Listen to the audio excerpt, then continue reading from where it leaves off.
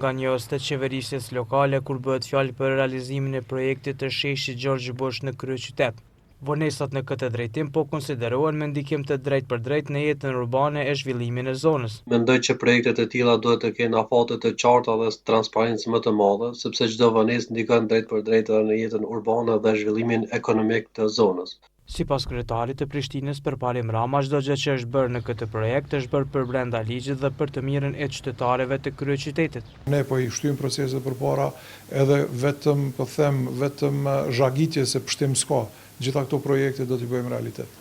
Komuna e Prishtinës ka marrë dritën e gjelbër nga Ministria e Kulturës për realizimin e punimeve të infrastrukturës nëntoksore, përkatësisht rigjenerimin e rrjetit të ujësjelltit dhe kanalizimit, në hapësirën që ndodhet brenda zonës mbrojtëse të qendrës historike të Prishtinës. Në një përgjigje për ETK, nga kjo ministri thonë se megjithatë për shkak të natyrës garmuese të punimeve dhe ndikimit në hapësirën publike, komuna obligohet që të parashtrojë projektin e detajuar për rregullimin e sipërfaqes dhe dyshemesë urbane, me dizajn dhe materializim adekuat para vazhdimit të fazave tjera të projektit.